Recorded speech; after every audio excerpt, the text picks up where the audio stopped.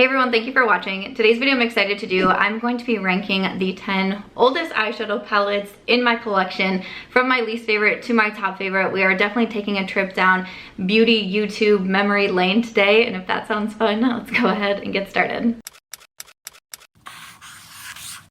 Alright, welcome. So I always start my videos with an outfit of the day. Today I just have on some flip-flops from Kohl's, my white shorts from Target, I wear these all the time, and this green top that I've had for many years now. I did just finish filming this makeup look. I'm using a bunch of new products today, like the new Patrick Ta foundation and powder duo that came out, the Huda Beauty Empowered palette. I have the NARS cream bronzer on, and some new products from Tower 28, like their mascara and lip products. I do always link anything that I have on down below, so you can always check the description box, or this Get Ready With Me trying new makeup will already be up, so I will also have that linked. If you are new here, welcome. I hope that you will subscribe and stick around. I post content every single day now on YouTube. I usually post 4 to 5 long form, more chatty style videos here every single week, and then those other 2 to 3 days I post some YouTube shorts, the more like less than 1 minute videos, but I do post every single day on my YouTube channel, so lots of content over here.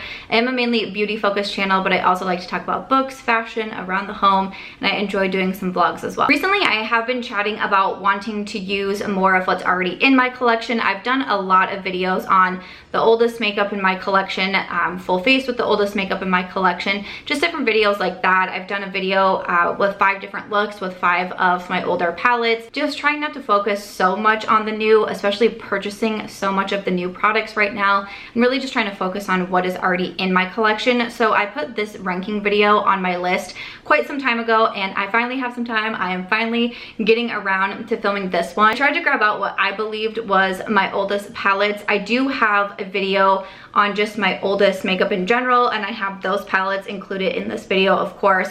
And then I pulled some other ones that I thought were fairly older in my collection from like 2016, 17, 2018. I feel like was a really big year with me with eyeshadow palettes. A lot of these are from the 2018 time frame, 2019, and I think that is the oldest that we go is 2019. I had some palettes that I looked up that were released in 2020, and I was like, really, let's just avoid that year altogether, right? So we came up with 10. I'm gonna get started. It's so funny that I'm like so nervous to start at number 10, but that's where I'm at. But at number 10, I have from Pat McGrath. This is the Mothership Divine Rose eyeshadow palette. So I've had this one for a very long time. I remember I finally purchased it from Sephora because I had one of the $100 gift cards that you can get if you're a Sephora Rouge, and you can exchange it for the 2,500 points.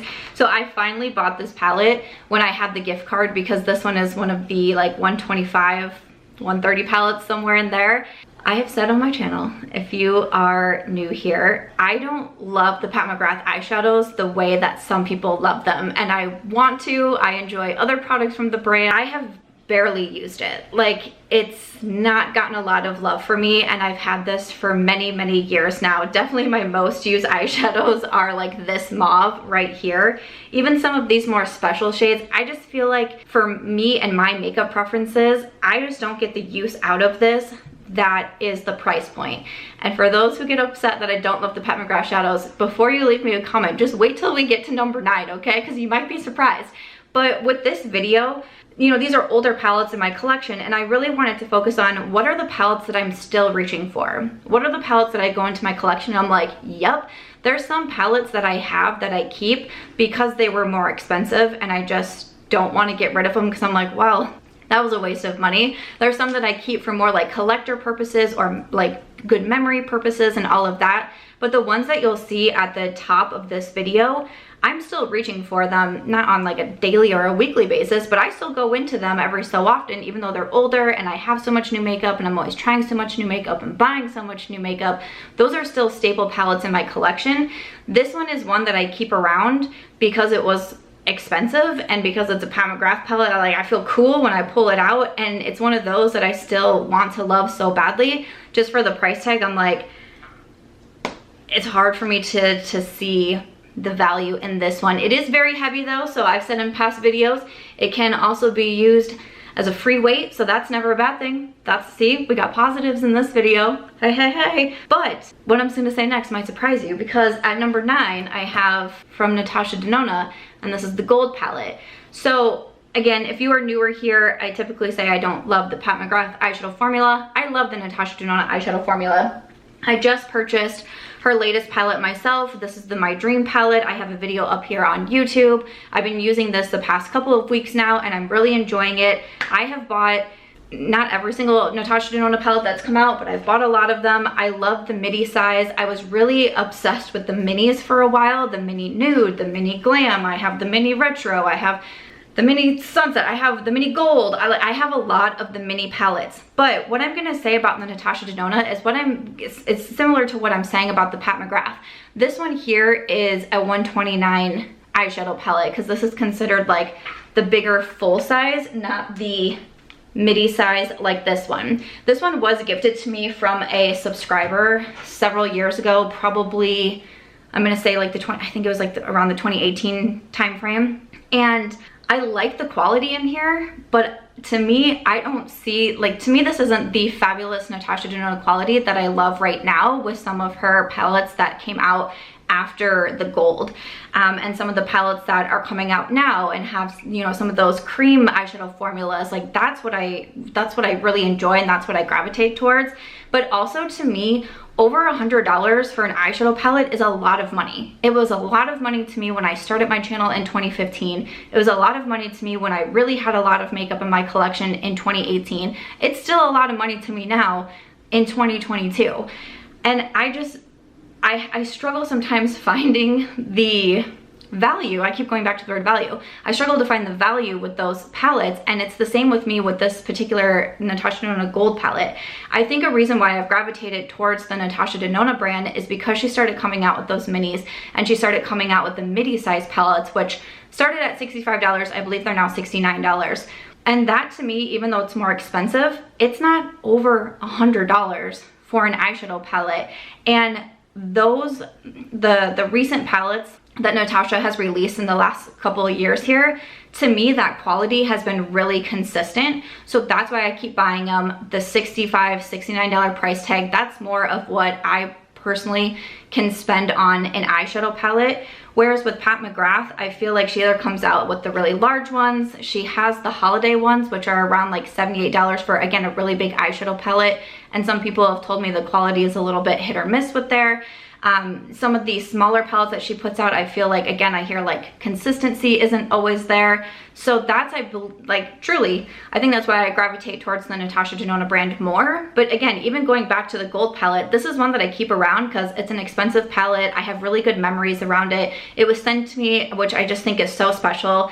It was sent to me around a really hard time. My ex-husband has lost his job. We are selling our house, moving to a different town. Like, my life was like really in turmoil at the time. And then to have someone gift this to me, I just thought was so sweet. So that's why I keep it around. But truly, I don't reach into this all that often because the quality is not my favorite, and I reach for the other Natasha palettes that I love more, I recommend more, I have so much fun wearing them, and that sort of thing. So those two really expensive palettes are coming in at the bottom because even though I've kept them over so many years and they've stayed through so many declutters, they're definitely not ones that I'm reaching for even like every few months out of the year. A little bit along those same lines as well, at number 8 I have from Tati Beauty, and this is the Volume 1 eyeshadow palette.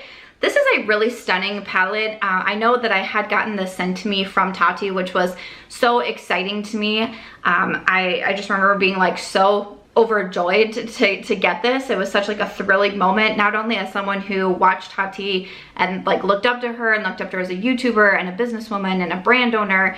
I was excited as a YouTuber to be able to put videos out about it, but I was excited just both professionally and personally to get this one. So I definitely have so many good memories with this. You know, we don't have Tati Beauty anymore. This palette is no longer available. So it's one of those two that I just don't want to get rid of, but I can't say it's necessarily a favorite of mine or one that I'm reaching for all that often. I really don't wear glitters on my eyes super often, but for whatever reason, when I go into this palette, because this is one that I did the 5 looks with the 5 older palettes, like I reach for the glitter even though that's not necessarily me. Sometimes I just feel a little stuck with this palette. I think maybe it's because it's, you know, essentially the same shade, just in these different finishes, which I think is a cool concept, and I liked that it was something a little bit different because it can be really hard to stand out in the makeup world and the beauty community. So I thought that was interesting, but in the grand scheme of things, I don't end up reaching for this very often because I feel a little bit limited at the same time with the palette.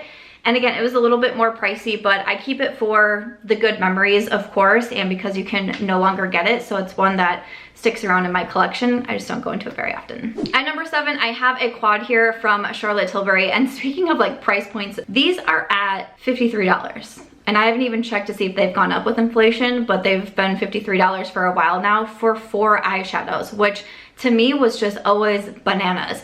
I remember getting this in one of my PR packages from Charlotte Tilbury and being so excited because I would hear so many people hype up her eyeshadow quads, but I was like, your girl cannot spend $53 on 4 eyeshadows. Like, I just can't do it. So when I got this, I was so excited. And this is the Pillowtalk quad. And I know that I've had this one for a while. I know I got it back in my red wall days. So it's been with me for a very long time. And it's beautiful. Like, this quad is gorgeous. And it's one of those that I can go in and I can create such easy looks right away. And it's like, bam, bam, there it goes. Again, though, I really am kind of thinking about price points when it comes to this video because that's something that is very important to me. It's always been an important part to me. And I have talked very openly about financial struggles even before I was on YouTube, when I got onto YouTube, putting myself into debt over makeup.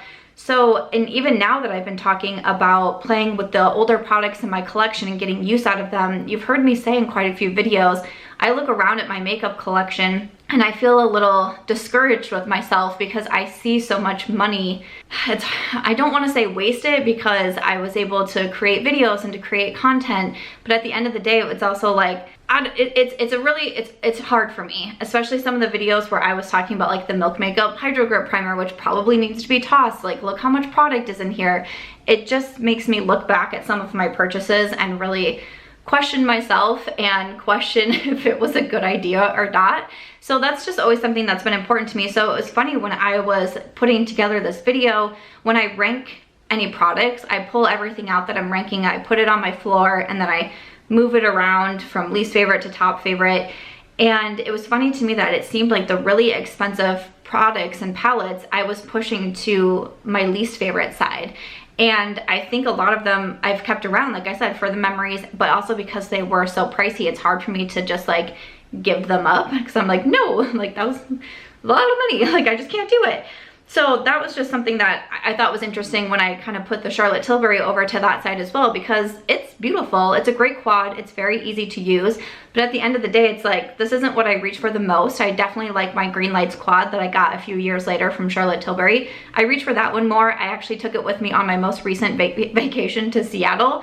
That came in my bag. So while I can get great neutral, very Charlotte Tilbury-esque looks with this one, it's not something that I reach for on an incredibly regular basis, but it's also like, this is the $53 quad. Like, your girl is keeping that. Number 6, I have from Dose of Colors. This is the collaboration with Desi and Katie, and this is the Friendcation palette. I did also use this palette in the 5 older looks video, so I will have that one linked if you're looking for any inspiration with any of your older palettes. But I really like this one, and this is one that I've kept because I enjoy it. I like when I pull this one out and create looks with it, I still really think that my looks are so beautiful. I was kind of glad to be kind of focusing in this direction, at least for right now, and still trying to get use out of the older products, because I'm rediscovering some palettes like the Friendcation that I'm like, wait, it's been a hot second, you know, this might have some dust on it. It's been a hot minute since I've used it, but when I use it, I'm like, wait, like, I remember that I love this palette so much and it's so pretty and all the looks that I do are so beautiful, and this shimmer shade is just like so stunning, and every time now I've reached into this palette, this is the shade that I've grabbed out. I have a lot of good memories around the palette as well. I absolutely loved watching Desi and Katie and their friendship and the squad tours and all the things that they did, and when they came out with their Dose of Colors collections, I was always so excited for them. So this is a palette that still holds a lot of good memories for me, and I'm glad that I've pulled it out and I'm giving it some more love. At number 5, of course, I have some Anastasia Beverly Hills palettes in here. The first one, because this is just one of 2 that I have in today's video, but at number 5 is the Soft Glam. This is just such a pretty palette. It just is really one of those like pretty staples. That's just all there is to it. Like, I like the quality of it. I've actually gone on to declutter my Modern Renaissance. I've decluttered I feel like there was another one in there, Modern Renaissance, the Norvina palette, but I have always kept along the Soft Glam because I just think that it's so pretty and it's so easy to use. I really like these Anastasia eyeshadow palettes, how buildable and how blendable they are, and I just really enjoy the shades in here and the different offerings. You can go lighter, you can go deeper, you can go mauve-y. The shimmers I think are just absolutely stunning in here. It's just one of those palettes that like won't do me wrong even all these years later. At number 4, and an affordable palette that I have in here, this is from Colourpop, and this is the Sweet Talk palette. I think the Sweet Talk might still be available. I have a second palette from Colourpop in this video, and I don't think that one is still available. But hopefully the Sweet Talk is still available because honestly, I still like this one so much. So the Sweet Talk, this was the first Colourpop eyeshadow palette that included a Super Shock formula. And I remember at the time it being such a big deal, and it was, is this shade going to dry out? Because you know, in your Super Shock shadows, it always says close the lid really tightly, otherwise your Super Shocks can dry out because it's a different formula. That shadow is still going strong, okay? And I've had this for, when did this come out? Probably 2018, because like I said, that was like my year. It might even been like 2017. It was a hot minute ago that this palette was released, and it's so beautiful and it puts me in a good mood. It's a nice like springy palette, and some of the like terracotta shades in here are so beautiful. You do have some pressed glitters, which again, I don't wear those all that often, but that Super Shock, if you can like see it on camera, it has been very loved on. And I have like good memories with the Colourpop palette too. If you've been around my channel, you've probably heard me say this story, but this was a time this was a time where I had started to get very overwhelmed by Colourpop releases. And this was, you know, 5 years ago or whatever it was. And I remember talking about this in a Will I Buy It video, which was my new makeup releases. And I was like, you know, there's just so much Colourpop right now. Like, I don't think I need the Sweet Talk palette. And I ended up getting this in PR, which I was not regularly on Colourpop's PR at that point. So when I got this, I was so excited. I dropped everything so I could film a video with it. And I was like, I would have been so mad at myself if I did not purchase this palette. And we're in 2022 and it's coming in at number 4 out of my older palettes, okay? Like, thank you Colourpop for letting me know that I was wrong. I was wrong. At number 3, these top 3 palettes I still reach for on a very regular basis. They get thrown in my travel bags. I reach for them just day to day, special occasions. These are top 3 of my older eyeshadow palettes, but also just top of my eyeshadow palette collection in general. These have all definitely stood the test of time. The first one I have is from Urban Decay. This one might be one of the newer like ish out of here. I believe this released in 2019 is when I was seeing all the YouTube videos pop up. So I believe this came out in 2019, but this Naked Reloaded, this was another one that when I saw it, I was like, I just don't think that I need this one. I don't really love the Urban Decay eyeshadow formula all that much. Even when before like YouTube days and beauty YouTube days, all of my girlfriends had the Urban Decay Naked palettes and I would try them and I'm like, my CoverGirl Single Shadow works better for me, so I'm just gonna keep doing that instead of buying these expensive eyeshadow palettes. And getting on YouTube, I would try the Urban Decay and I was like, I just am not vibing with this. So when they released this one, this was another one that I was like, I'm not gonna buy. I don't like the Urban Decay formula. This to me, like, I have this in my collection. There's nothing special about this palette. Like, it's a pass for me. And Urban Decay sent it to me in PR, and here we are. It's coming in at number 3, and I use this all of the time. It's still a favorite travel palette of mine because I'm someone who loves to go for more neutral looks.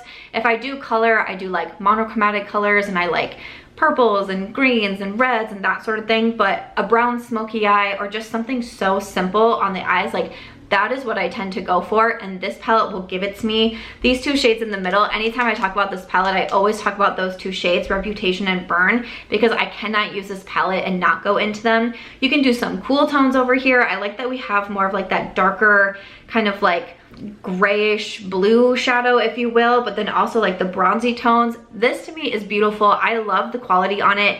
I have not found, like, since this one came out, there hasn't been another Urban Decay palette that I've liked as much as the Naked Reloaded, which is like shocking to me. Like, I liked the Naked Cherry, I liked the Naked Violet, but to me, none of them are like the Naked Reloaded. Still love it. At number 2, another one from Colourpop. This is the one that I don't believe is available anymore because it was a collaboration. A lot of time collaborations are limited edition, but this is the Dream Street palette, and this was in collaboration with Kathleen Lights. This eyeshadow palette, okay, this I also did in my 5 looks with 5 older palettes, and this was my favorite look that I did from that video. My favorite one. I did Soft Glam, the Natasha Denona Gold, Tati, this one, and Friendcation.